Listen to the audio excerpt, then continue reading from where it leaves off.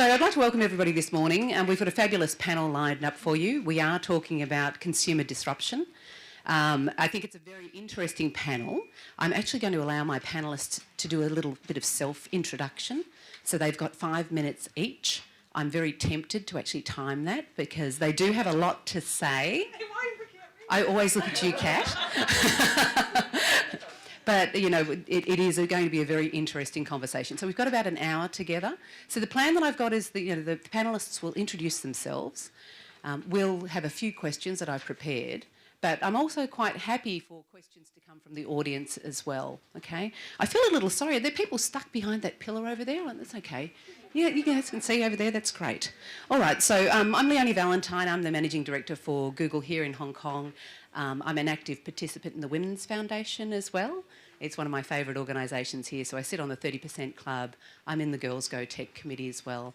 And within Google, I lead the APAC Women at Google chapter, the Hong Kong Women at Google chapter, and I'm also an executive sponsor for our Gaygalers group. Because if you're LGBTIQ in Google, you're a Gaygaler.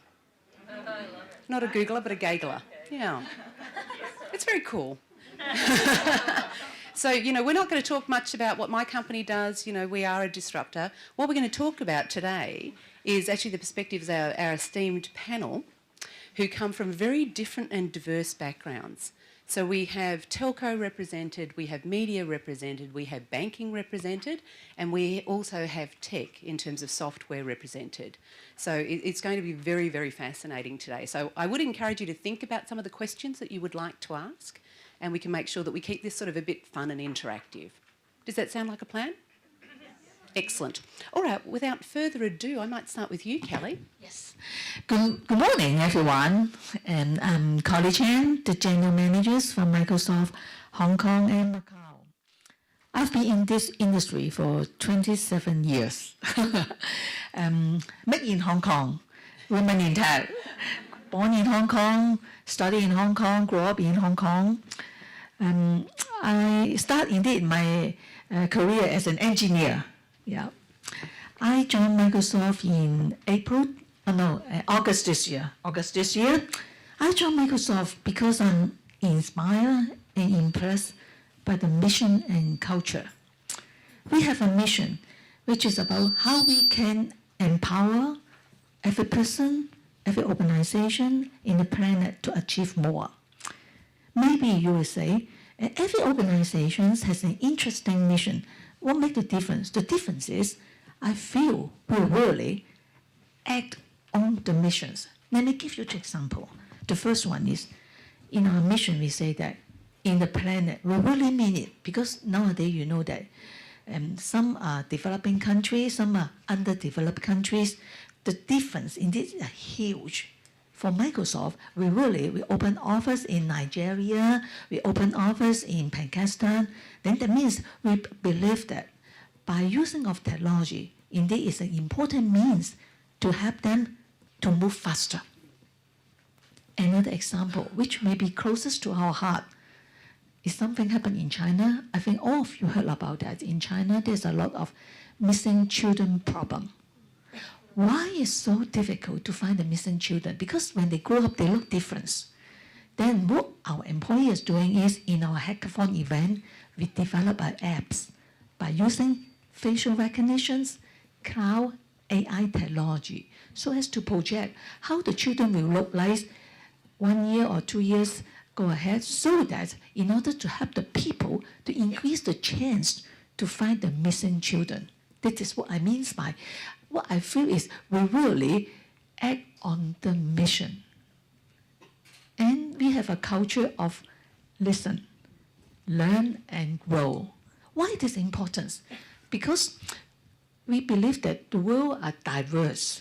We need to make sure people with different background, with different nationalities, and they have chance to speak up, and we need to listen.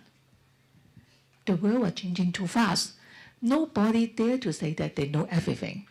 The important is we need to learn and grow.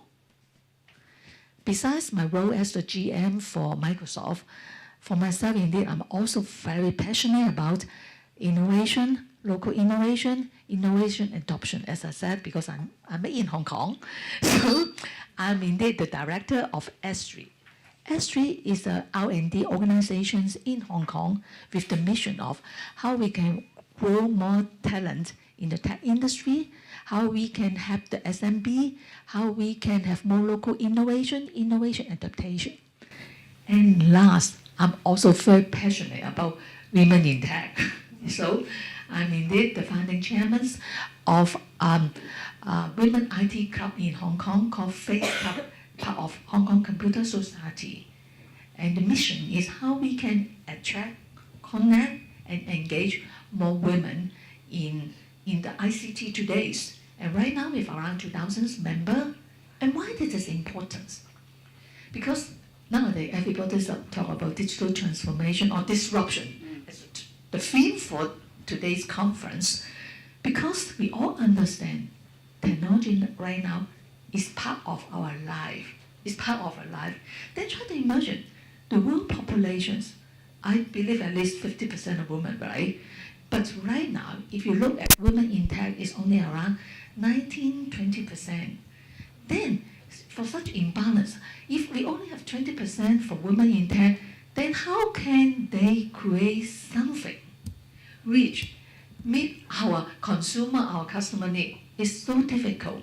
Then how we can have a healthy and sustainable growth in the tech industry? And that's the reason behind, so I'm so passionate, how we can have more women in tech. And today I'm so pleased I have a chance to participate in today's panel and really would like to listen, learn, and grow together with all of you. Thank you. Thanks. I think we're just under my 5-minute mark, actually. Thank you. So we're going to move on to Elsie now at South China Morning Post. Yes. Yeah. So you're talking about your Back to the Future journey as well. I know. Well, thanks, Leonie, and hi, everyone. I'm very happy to see like a packed room here. I'm very, very pleased.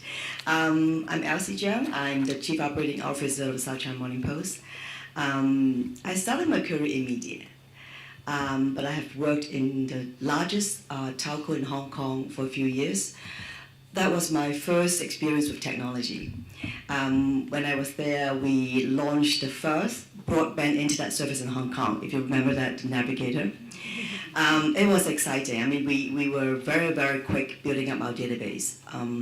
So that was great. And after a few years, the dot-com bubble bursted. I returned to traditional media. I joined the South China Morning Post, and thinking that was a very well-established industry, that I can develop my career. And this time around, my experience with technology is unexpectedly challenging. Over the past 15 years, this industry has changed so much. And now I'm back to the future, figuring out digital transformation, learning new technologies, and that would mean a lot of disruption. I mean, that for you to do that, you really have to change mindset, change process. There are a lot of things to do that. So that was me. The industry itself, I think media is one of the first industry that was disrupted by technology. Not only that people are moving away from the print newspaper, some of them don't even go to the websites. They find news on search engine and social media. So publishers are forced to develop a distribution media model to make their content available to the right audience on the right platform. And there are many, many things to do to achieve that purpose. That would mean we reallocate resources, to the area that we need. We have to hire new people. We have to change structure, process, and inevitably we may need to sometime, reduce the size of our workforce, and that's something that we are seeing around the world. So that's what we call disruption. And I think the other disruption that I see happening in the media industry is that technology has allowed everyone to become a publisher. Opinion leaders, independent journalists, liberated artists, I mean, they're all drowning an infinite supply of content to watch and reach on the internet. Technology has made it actually easier, faster, and cheaper to create and circulate content. And then there are the users. On the user side, they can also create content on their smart devices using very intelligent software. User-generated content is widely available right now and has become accepted as real content. These kind of content comes in different forms. I mean, it can be a blog about pets. It can be videos taken by anyone on the streets. So as a result, you have an abundant supply of content at different level of quality. So that gives rise to a new type of aggregator distributor. So you have another category. So the likes of the Gawker, the Huffington Post, BuzzFeed, Netflix, YouTube, so on and so forth. Their job is to curate content and make it relevant to you. They're using data technology. So, change of consumer behavior, abundant supply of web traffic. So what happened to the publishers? They're suffering from a decline of print revenue. And they're still struggling to make it up from the digital economy. And for us, at the South China Morning Post, we have the same challenges. We are thinking about digital transformation in a few ways. We are changing culture and identity, so we are no longer a local newspaper that serves the business community in Hong Kong. So we're moving to become the global news media. And so our mission is to lead the global conversation about China. And changing culture is a long journey. I mean, we're promoting transparency, we're promoting collaboration, and then the change of mindset, and we want to instill agility and all these things. And it is not an easy task, but I feel very excited that we are making progress. And this opportunity actually for us to do that has come at a time that the world needs objectivity and trustworthy news more than ever. South China Morning Post is in a very unique position. I mean, we offer the world a different perspective about the story of China. So I'm thankful to this technology disruption. It opened up a huge market for us. I mean, in the past, we were not able to reach out about 1 billion English-speaking community. Right now, it's possible. In the past, it's just not economically viable to do that. So this opportunity really I would say this technology disruption is a gift to SCMP. I mean, it allows us a bigger market. So I'm thankful and I'm very positive about the future. Thank you. That's an awesome perspective, Elsie. Yeah. By the way, I actually resubscribed to the weekend print edition. Very well done, dear Leonie. Thank you very much. And there's two reasons for that. One is that I want my children to grow up with the tradition of having something that is on the table that they actually need to look at besides a screen. And the second thing is that my husband is mad at packing things. All right. So he then recycles the newspaper. All right. Okay. He gets very upset if I throw them away. Okay. Okay. Thank you very much. You enjoy it double. Yes. So we read it and then we recycle. Right? You can't do that with your mobile phone. That's true. That's very true. Thank you for that. That's okay. I'm very happy. SCMP, I've told Gary before, I love reading that because, you know, it has very little Trump news, but that's another story. Anyway, Kat, would you like to do yours? I would. Do you mind if I stand up? Yes. I kind of feel at the back I can't say hello properly. Hi, guys. I'm Kat Rüst. I'm Head of Innovation Technologies at UBS. I have a very different background. I'm not a long-term banker. In fact, I've only been with the bank 6 months. I started my sort of education in the sort of maths and management area, thinking that actually it would give me a bit of differentiation, a bit of an edge when time was, at the time when people were really looking for women in business, right? And in fact, the year I was recruited, there were 4 women taken into the company I joined, which was the chemical industry. So I ended up joining the chemical industry, learned masses in corporate life, realised I didn't want to work in the chemical industry, and so came back to Hong Kong, and in fact worked for Alia's father for a very short time, and realised actually I didn't want to be a headhunter either. But I did meet my next boss, who then sent me off to do process engineering in the States, before going to China with him to build his first food factory. And then I ended up running what became our amusement park division, which we did 5 amusement parks in China. So then did sort of 17 factories, warehouses, and 17 restaurants, 1 factory, 1 warehouse per city, and then ended up running the company. So China was awesome, but then came back to Hong Kong and somebody offered me a job in the internet space, and I thought, oh, what is this thing? It's very exciting. So then got into the internet business, and really the reason I got into it was operations. So my background has always been operations and how to build things. So it was then I decided, okay, well, I'll build a few more things. So I ended up building 8 of my own technology companies, you know, cloud platforms, developer marketplaces, etc. So that's kind of how I got into it. So then suddenly people ask, what the hell are you doing at UBS, right? Everybody else is going the other way, right? So for me it was very much about, this is... So, is anyone here from UBS?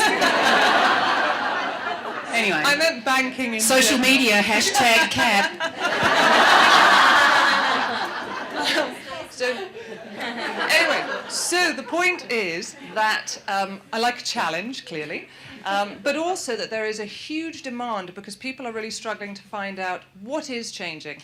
And the first day I arrived at UBS, I am a consumer, right? I do so much on my phone, and obviously coming from the internet space and the mobile space, I do everything on my phone. I have 4 kids, everything is connected, all of our phones are connected, all of our diaries are connected, payments are connected, their Ubers are connected, everything is done. So day 1 at UBS, oh my God, I can't do this or this or this, right? So I realized, okay, I was going to have to change my thinking, but also there was a huge need inside the bank, and there was a huge area to make change, right? And Lally, I'm going to have to slightly disagree with you on your point on the thing about being innovation rather than disruption. I don't believe we can evolve entirely. We're going to have to disrupt, and one of the biggest areas I think we're going to have to disrupt is the fact that there is that whole senior management problem in terms of, if I'm going to be a CEO, I have to drive the change, right? Agreed? It has to come from the top. But the problem is a lot of CEOs are only in for 3 to 5 years, right?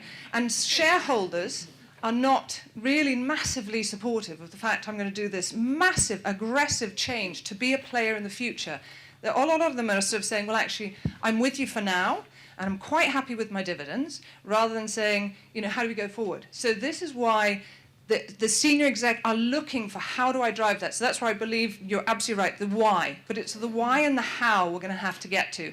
And whether, you know, we've got to be very careful also. There are all these consumer products. We're talking about FinTechs, for example. All these consumer products are coming up and things that our clients want. So we have to be delivering this. But we also have to be careful that it's not busy work, that we're not just delivering, oh, look, here's a nice little product, here's a little product. We have to change the fundamental underlying platform for any business that you're in. We have to really drive everything from below at the same time as delivering product to clients. So all of us are consumers, all of us are changing, we're seeing it, and we have to drive that back into the business. So.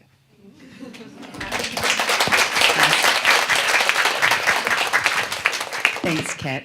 And now, Ian, we're going to hear from you about your illustrious career and comparison and conflict. I think telco to internet, that's what we were talking about. I feel a little underqualified now with the 8 startups and all the committees you're on.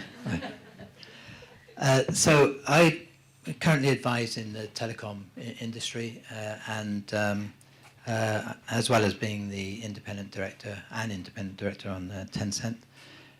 And I'm advisor to various startups, so I get the startup experience. Now, I've been in Hong Kong since 1990, and that decade, the 90s, for those of you that still remember, was quite a disruptive decade.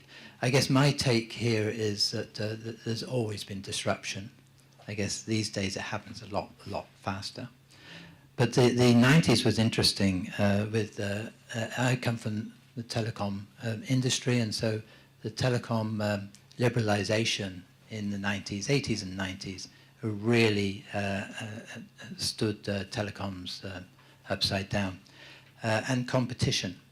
And these are sort of earlier events that now are taken for granted. Mobile phones went viral. I happened to be MD of a company that was early with mobile phones, and that was, they sort of went viral anyway, not by today's standards perhaps, but extremely exciting. For those that remember, Octopus was introduced, and now is that part of the fabric. I think they need to wake up a bit to some of the disruptors coming their way. The Hong Kong handover to China was a minor event during the decade. Netvigator was introduced, of course. The Asian financial crisis, and followed every 10 years by another one. The dot-com bubble, of course. And in 1998, then Tencent was formed, and I think Google, actually. Yeah. So these are older companies now. We can legally drink and drive. Google at 18 now. It's legal. But you don't need to drive, do you? No. That's the whole point of autonomous vehicles, isn't it? Absolutely. We're there. Now, all of these events have an impact on consumer. I guess nothing quite like today. Tencent, I've been on the board since the IPO in 2004. And it began its life as, it liked this idea of, again, for those that you remember 2-3 decades ago, of ICQ. It was messaging. And this was quite radical at the time because mobile phones were introducing text, of course, but, and interestingly, one of the issues with, this is a digress, but the texting, for those that still text, was really driven from the Philippines. Globally, it was driven from the Philippines. It was offered for free. And the manufacturers, their switches, the exchanges fell over because of the demand.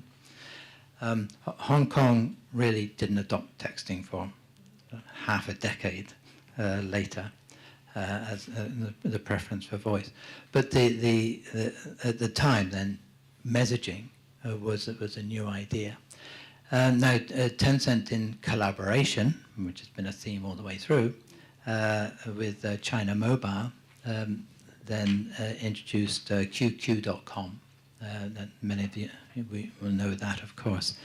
Now, what's helped drive China and technology adoption is a huge investment in infrastructure. And particularly telecoms, of course, and broadband more recently. And that allowed it to grow, and then we began to get truly viral stuff. So messaging. Now, I was on the board because of my cellular background and I guess expertise, and that, as I told Leonie yesterday, lasted about 5 minutes of relevance.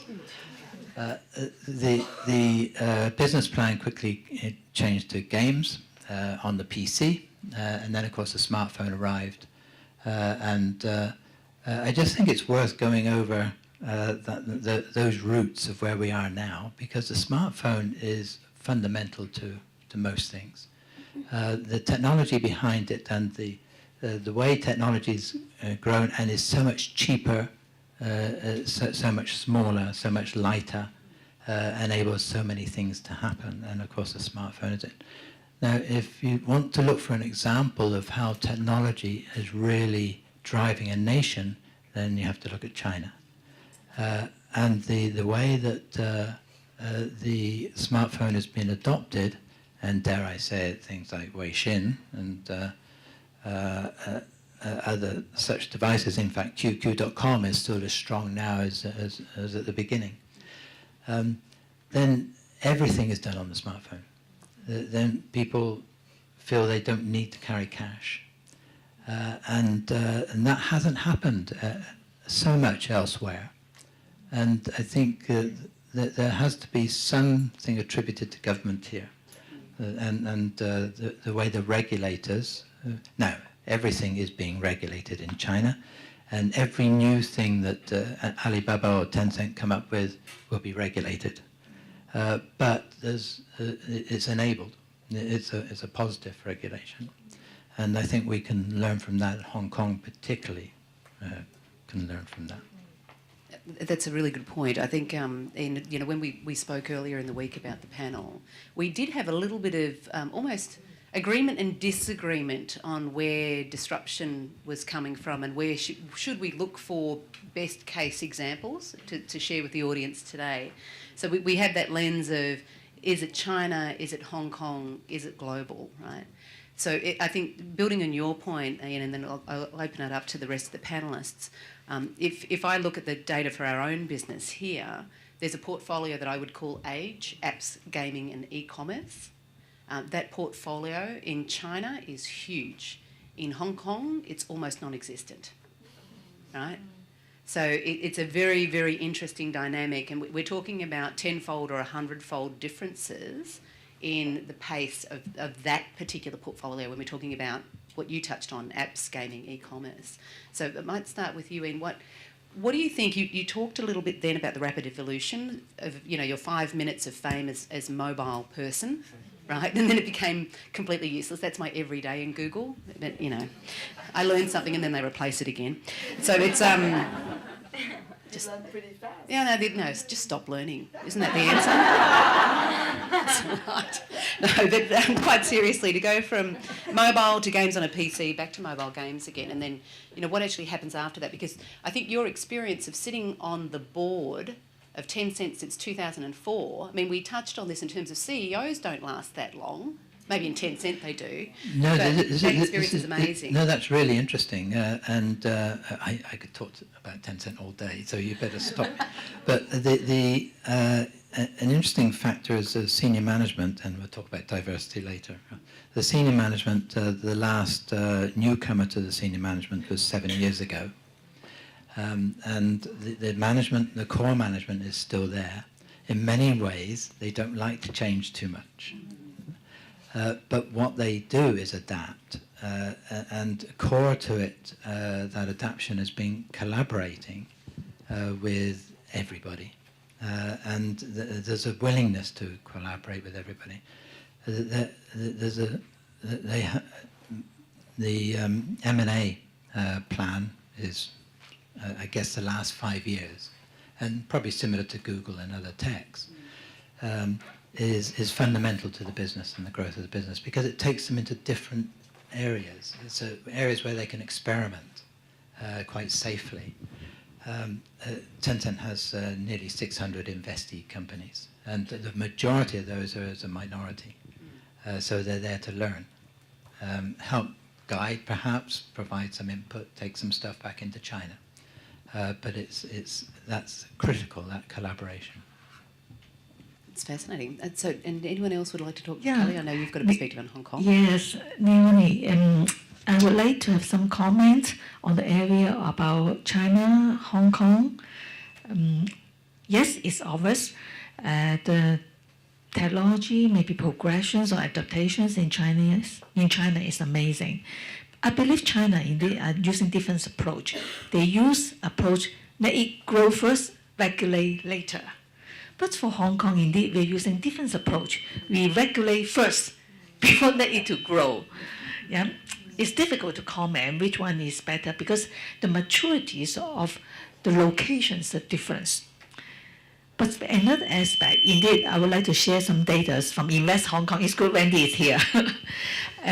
Of course, right now we're in Hong Kong. Somehow we feel a bit upset on the progressions. What's wrong with the mic? Yeah, yeah. Somehow I feel a bit upset. People, it seems, feel so bad about what's the progressions about Hong Kong, what's the opportunities in Hong Kong. Then I would like to use some statistic, make us motivate a bit. Okay, the first statistic is about the market capitalizations in Hong Kong. If you look at the data from 2016, the market capitalizations of Hong Kong is 10 times of our GDP. It's abnormal because usually for locations, the capitalization size and GDP are similar. Why? Because around 66% of the market capitalizations indeed are from China enterprise. Okay, another statistic. If you look at the foreign direct investment into Hong Kong, we are ranked worldwide number 2. Worldwide number 2. It's amazing, right? The first statistic I would like to share is about cross-border e-commerce between Hong Kong and China. We all know that right now there's still a lot of restrictions for the China custom if they need to import something from other part of the world. That's why there's a lot of cross-border e-commerce. If you look at the size of cross-border e-commerce, it will go to 14 trillion US dollar by 2018, which are talking about 130% growth from 2015. Okay, all this data, I think data is a data. The key is what's the meaning behind this data. Then that means even though right now China is already very advanced, but because of the way how China manage the economy growth, they still hope that Hong Kong can be a gateway for those maybe company in China, they want to go global, or maybe for some international company, they want to do business in China. Hong Kong indeed still have a role to play. It's a matter of how we equip ourselves fast enough to capture the opportunities. Then that means, of course, we are not fast enough, but the boat are still not leaving. We still have chance. We need to act fast. Yeah, it's the comment I would like to add. Yeah. That's great. Thanks, Kelly. I think, I'd love the opinions of our other panellists here about best-in-class examples because, we are talking about what are the preconditions to allow some of this disruption. We're talking about, other countries like China where they've kind of leapfrogged a generation of technology and had massive disruption, somewhat facilitated by the government. What's your opinion, Kat? I think that, because everything is online, it doesn't really matter what the nationality of the company is and where best of class is. Often you're quite surprised by where they're from. I think that it's always a case, though, of learning what's new, what's coming. But we have to remember also, there are points that Callie was making about, Hong Kong is a great location for some of this. And I was listening to a statistic the other day from Albert Wong at the Science and Technology Park. Hong Kong is 4th in the world for innovation input, right? We've got fantastic universities, fantastic setup. Carrie Lam's now said, we're spending a lot of money here because we are flagging somewhat. But we do have to build this platform for the country as a whole. And our output for innovation is 27th, right? Now, we've got fantastic research capabilities, medical, all kinds of stuff. So it's why are we not actually building on this? And it's partly also, we're not just having to change within our organizations, we're actually having to change as a culture. And it is difficult when people have made all their money in property and in stocks to suddenly say, oh, take this risk. It's a big risk. So it doesn't have to be, or we have to accept what is the acceptable level of risk? And maybe that's where it is. And again, it comes back, I think, to Shirley talking about that, a permission to fail. So how do we create that culture that it's okay, some of this isn't going to work, some is, but we're going to learn so much on the way. And I think that's the biggest thing is always be learning, always be trying things out, see how it works, and we take the best of that. And so bringing things in from overseas or from locally and helping the local companies build, I mean, that's where UBS Engage, we've really been focused on building an ecosystem around UBS to say, what can we do, as we call ours as super connectors as well, to bring together all those different parties, right? We aren't technology experts, obviously, but what we can do is really put together the right people to actually make some of these changes. That's great. Elsie? It's very similar. My point is very similar to what Kat has been talking about, the culture. When we look at when we compare Hong Kong to any parts of the world, it's sad actually to see the ranking. We publish a lot of ranking, so it's sad to see really the ranking of Hong Kong is actually lower than before. And we all know there are more than one reasons for that. And it's easy, of course, to blame the government. I mean, the government, for sure, can do a lot better. So we hope that the new government, can support and make really progress on that. But I want to say is more the culture of the business community, and even maybe is the executive in the companies. To your point about the risk appetite, right? We haven't seen a lot of the local big conglomerates in Hong Kong to really be committed and invest in new ideas and innovation. And a lot of times, when I talk to my business friends, I mean, a lot of times, I mean, the companies are looking for return on investment actually quite fast. I mean, they tend to look at return like 3-5 years. I mean, that's very different from the mindset that, for example, my parent company Alibaba, right? I mean, they have invested company in for 10 years before they start making the money. So it's a very different risk appetite, I think. The other point I want to make is about the people itself. I mean, the people working in the companies. So I want to share an observation when I was at a fundraising, a startup fundraising competition, let's say. So there are startups actually presenting their ideas and hoping to get funds from investors. So I was not a judge, but I was sitting there looking, and then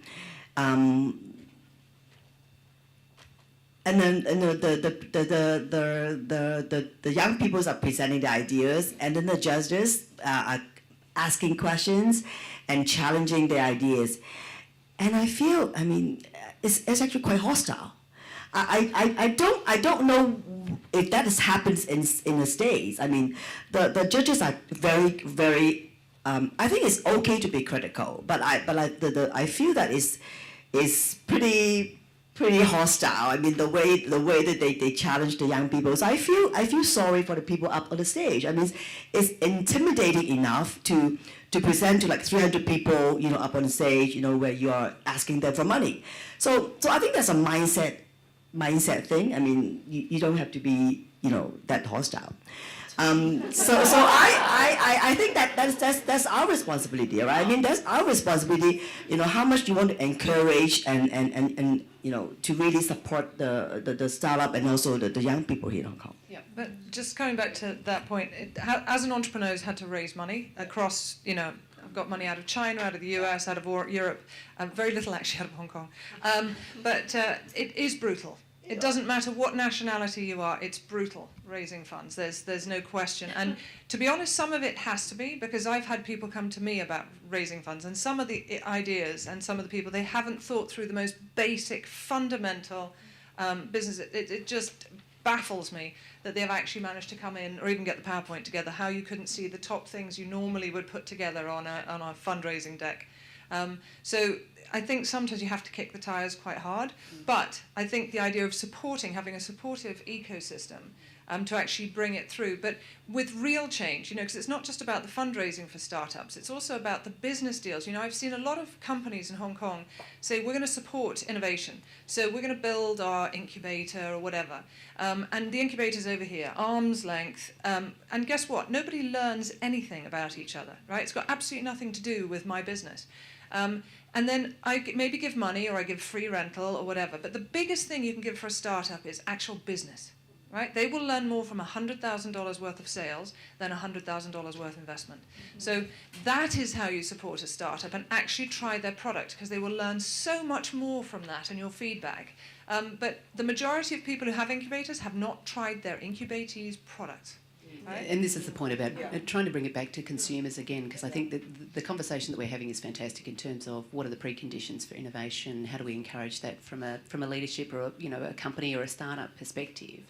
But I'd like to bring the conversation back down to disruption for consumers themselves.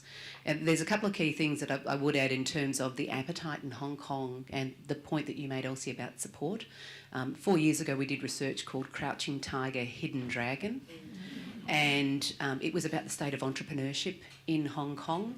And one of the key deterrents for young people to become entrepreneurs in Hong Kong, their friends and family.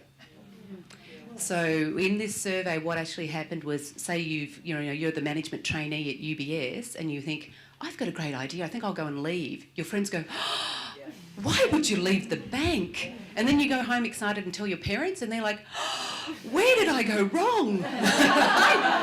It's actually not embraced as a concept to even want to be able to start your own business. So that's one of the things. The second piece of research that we've just done is this one. I've bought a very heavy copy of the research for our panellists here as well. So that's Google's Smarter Digital City. And this one's very interesting. So the state of consumers, there are 1,000 consumers in Hong Kong with smartphones that got interviewed.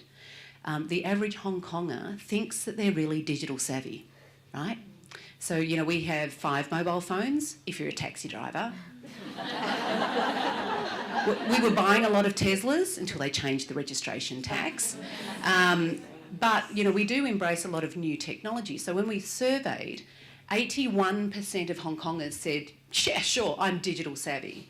We applied an index to that in terms of the actual activities. We got quite deep on what are they doing with that technology.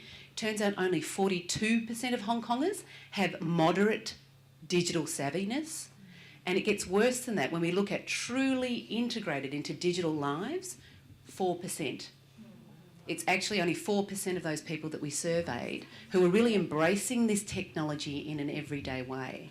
So I'd love to bring the conversation back to, more of a Hong Kong perspective around where are we leading and where are we lagging when it comes to actually embracing technology disruption for our consumers. Leonie, I would like to add a comment. Since we're talking about consumer, if you ask me, from our current wave of digital transformations, indeed, consumer is leading. But the problem indeed is not on the consumer. The problem is indeed on the back end, more on the enterprise. Why I say that? I think Hong Kong so famous or proud of our success that we are very pragmatic. The business, indeed, they are very good in calculate the ROI. They will only do something they think is make business sense. Then it ends up into a situation that for those they in the business world, it seems don't have the ability to dream big. They always look at everything need to be justified and quantified. Then it ends up that indeed in all industry, even though maybe in supply chain industry, we feel that consumer indeed they're leading. But the problem is on the back end. The back end supply chain are still extremely old-fashioned. Then I believe that somehow we need our period success. It becomes our bottleneck for our future success. We need to think about how we can change our fixed mindset, our old ways. We need to have a new way of thinking. We need to learn how to dream, if you ask me. Yeah, Leonie, I've got a view, I guess, building a little bit on that and related to schools. I think that there's got to be some way of releasing that spirit within Hong Kong students that the current system doesn't allow. It is very tightly managed, very academic. Parents, as you say, they have this vision, accountant or lawyer or whatever, but the traditional businesses, and you see when Hong Kong students have the opportunity to learn overseas, then it completely changes, and you get that release. And somehow in Hong Kong that has to happen. At the moment, businesses when they recruit have to go through another process of teaching. They have to encourage those recruits to open up. That should already be on the way. There's no doubt that quick adoption of smartphones. In fact, we should be making as businesses a lot more use of that. That the consumer is our member of staff. Member of staff is a consumer who use all this stuff. It should be relatively easy to convert them to understanding their own business is under threat or disruption. This one, I'd also, thanks Ian, I'd like to bring it back to Elsie, because I think of all of the organisations that we've got here, the South China Morning Post is facing the biggest challenge in terms of its disruption. And just building on Callie and Ian's points about the demand and supply. So, are the consumers actually leading in the world and in Hong Kong, and the enterprises lagging? Or is it the other way around? I mean, do we build it and they will come? Right? Well, I think it's true that the consumers are leading, the business and enterprises, governments are lagging. I believe it is true for a lot of industries, and for media in particular. I think it's the same behavior, driven by the consumer, but the disruption to our industry is larger because we have always. We have enjoyed a very, very profitable business we generate from the advertising business. So I think that is the biggest disruption because of the behavior that leads to revenue loss. I think that is one big obvious change. But the other consumer behavior change I haven't mentioned earlier is about the way that they create content, right? So because it's very easy for them to create content. Consumer has a hard time actually to differentiate what is good content and what is actually not as good content. So it is a role actually as a media to help the readers to navigate. I mean the flow or the sea change of content and what is the real one. I mean, so I think that consumer change also leads to another problem of what we call the relevancy is a good thing, but at the same time you may be fed with the same information that you eventually may lose the insight from outside your circle. That's actually a really good point, and one of the reasons why I do have a physical newspaper in my house on the weekends is because all of the major platforms actually guide you based on what you are looking at. So you can end up in what would be called an echo chamber, depending on which platforms you're using for consumption from a tech perspective. And that's, I think, to your point, it is one of those trends in consumer and where we actually get information from. The devices that we use do look at your behaviour, they do look at all the signals in between those systems, and they're trying to help you by giving you recommendations, etc. But I think then there also becomes an onus on the consumer to ensure that they're using multiple sources of information. There is an app called Reading Across the Aisle. Awesome. That has a red-blue scale gauge, and if you're reading a lot of red stuff, it goes one way, so that you can actually see whether if you're actually reading and attracted by the stuff, so that you can try and calibrate where you are. You're trying to sit a little less. I downloaded one the other day called Good News. It's only good news. It's so awesome. Here's a functioning family in the Middle East, right? It's really good news. Employment at its lowest level, really good news. Right?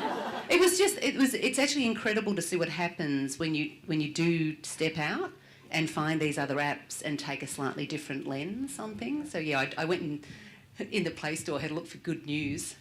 Made my day. So now I'm just conscious of the time because we've only got a few minutes left. Did anyone have a burning question that you would like to ask our panellists? Are there any burning questions? Excellent. We need a microphone. It's got to burn, though. It's got to burn. You touch on risk and fear in Hong Kong. Do you think that's down to protectionism from conglomerates, from the government, you know, the fear and the risk, but actually just quashing innovation because of their fear of being challenged? I'm not. I don't think it's as conscious as that. I think it's this cultural fear, and also the fact, you know, I think it was Brian on stage saying, you know, the senior executive often really doesn't understand it, and it's the same with the regulators. You know, we're trying to drive massive change. A lot of these companies are extremely well funded, and they're dealing with regulators who aren't necessarily as well funded. And how do you get the expertise to actually learn and move the dial? So, for example, at UBS, what we've decided to do is work even closer with the regulator and actually partner with them to try and say, okay, look, we'll help actually evolve the regulation with you. We'll help you understand what some of these things are. We'll drop our products into the sandbox so that, again, you can see and we can really address it. So I don't think it's a conscious, I wouldn't say bias, but a conscious reluctance or fear. I think it's really a fear of the unknown. We'll get one more comment and then go for another question. I can give one more comment. I would like to talk about a 3C concept. What that means is, in Hong Kong, because we all know it's a developed city, then in the wave of digital transformation, how a company or organization can successful, if you ask me, basically there's 3C. What 3C? The first one is we need to have the right concept to know, to project what will happen so that we can work on it. The second one is right capability. The last one is right culture. And for Hong Kong, because we're developed locations, the government, a lot of things are well developed. They have a well-developed culture as well, similar for those enterprise. Then why is so difficult for us to move? Because even though sometimes, I think most of the time, we have the right concepts because of the existing people's capability, existing cultures, which hinder the change. Yeah, I think this is one of the reasons behind why it seems it's so difficult for us to progress as fast as compared to China even. Right. Great. My name's Alia, and I don't work for a technology company, but I am part of an organization that wants to see disruption in our community, in particular in the care of vulnerable children, young women, and families. And we want to see a transformed city and, in fact, country. And part of our challenge as we seek to disrupt heavily regulated and heavily entrenched attitudes is shifting culture, coming up with new ideas, and selling it to the people. But a challenge for me is in recruiting people, even young people. They've had that desire to dream or think outside the box, willingness to engage in safe-to-fail experiments, really crushed out of them from childhood, from birth, even before they attend school. And so we're finding we're having to sort of re-educate people or reignite people. And each one of you is working in, big companies. You're involved in really important things, and I'm sure you have encountered that. How do you shift your internal culture at Tencent, at UBS, at the SCMP, at Microsoft, at Google? How do you shift internal culture so that you can shift external culture? Yes, so I guess similar to Google, starting small when they were a startup and maintaining that culture of drive of creativity, open-mindedness is incredibly difficult, and especially as they grow very fast. And Tencent does, right from the beginning, it's participatory, it's teamwork, it's competition. So that there's less hierarchy in determining how you progress. It's more what you come up with, how you think. that helps your progression through the company.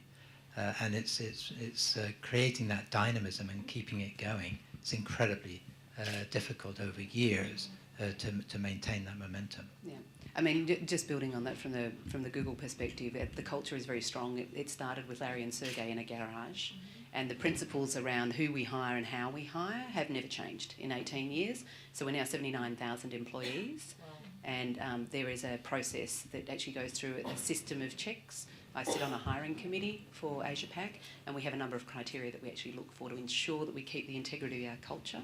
One of the things, bringing it back to Hong Kong, that I find, though, when I'm interviewing local candidates, what's missing here is failure tolerance, resilience. There's a reluctance to actually talk about examples like that.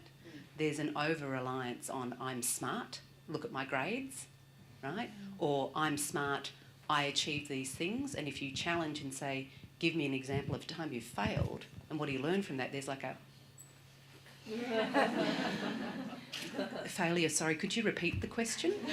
Right. So that's my take on it, Alia. I think it comes back to what a lot of the panellists have actually said about the mindsets need to change. Consumers are driving a lot of this adoption, but for Hong Kongers as well, they have to think about themselves as consumers. They have to think about their children as the next generation of tech innovators, right? Whether they're using that tech or whether they're actually building that tech. And I think that was Callie's point earlier as well about also, I mean, we're at a women's conference, the representation of women as well is very important in these things, because then that gets us to collaboration, communication, some of the points we actually talked about earlier. Now, Yeah, if I can share my experience about changing culture, because South China Morning Post is exactly doing that. We are trying to change culture to become a global news organization, and also is an important response to the digital transformation. Now, I'll say two things, okay? It's very important to just repeat what you say and repeat it again and again, because culture will not change in a short time. And depends on the age of the organization. I mean, the older you are, I mean, the longer time you need, I believe. So I think my experience is the first step we actually make to change culture is have the CEO to actually talk about it in front of everyone. Again and again. I mean, and then there's it's not just first time. I mean, the first time is introduce what we want to do, what's our culture, and what our values, and then the senior management will have to set examples to demonstrate what exactly they are in real life. In meetings, in presentations, and we have to demonstrate that, and we have to do that again and again, and. We have started our cultural change for maybe like 6 months, from since we started, and I share with my CEO that it's a time that we have to talk about it, review it again, because the momentum will die. I mean, if you do not repeat enough. The second experience I can share is you have to have involved the middle level of managers. The senior managers, I mean, is always, a handful of them, right? But the biggest number of influencers in the organizations is the middle management. So and they have the motivation and the incentive to build the culture of organizations, because these are the middle managements who has developed a career to a certain level and looking to further development. So this is a group of people that is an important influences. I'd just like anybody who doesn't know Alia, she's actually a single woman disruptor herself. She runs one of the most amazing organisations, Mother's Choice, and if you don't know about it, you should. She has done an incredible job. So you are doing an amazing job of disruption anyway. But anyway, so that's by the by. At UBS, we have the CEO of Hong Kong, of the whole bank, as well as wealth management, female. A lot of senior execs are female. But Amy Lowe, who's my boss, the CEO, she is an incredibly passionate person about technology, and so she really go for it, drive it. So in 6 months, for example, I've trained maybe over 500 people. I've set up a digital hub. So that's really so we can tell our salespeople, this is why 3D printing matters to your client. This is what they care about. They don't care about FinTech. They care about their industries. What can we do to help them? I've also was speaking to somebody yesterday. We're going to change hiring me was probably a pretty good indication that they're serious about changing. Also that we've changed our hiring policies. So before it was, all the interns, all the associates, had to have done finance, you had to have done accounting or economics. Now it's a case of we can't, how can you change when you hire exactly the same people? And things like that. So, there is change underfoot, but and it may be tiny, right? You can't just talk about it. You have to be allowing people to drive it, right? Again and again and again. So people understand across the organisation, it's okay, it's acceptable. Some will win, some won't. I think that's a great point for us to actually end our panel on in terms of the diversity, because we are out of time. It's gone very quickly, hasn't it, that hour?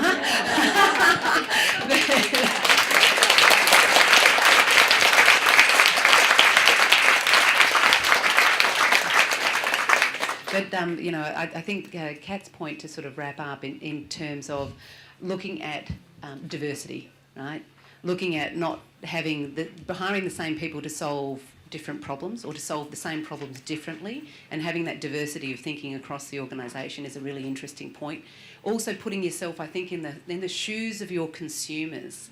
You're all in organisations that serve, either B2B or B2B2C or B2C, whichever one you like. I always get confused about all of them. But, that's that walking a mile in the consumer's shoes and actually having that everyday experience of how are they being disrupted, how is their experience of your organisation, and what else is it that you can do to really innovate that. So I think that was also an important point that came through. And then the last one is really this mindset. So, having an organisation that actually embraces disruption. And, disruption, it's not a dirty word. It's a word in the dictionary. It does happen. And we really need to embrace disruption because it will ultimately benefit our consumers. If it benefits our consumers, they stay with us, they spend more money, the company makes money, your organisation. If you're a charity, you actually get more people that are involved in what you're doing. So there's a lot of great themes there. So without further ado, I want to thank Ian, Kat, Elsie and Callie for joining me this morning, and thank you as well.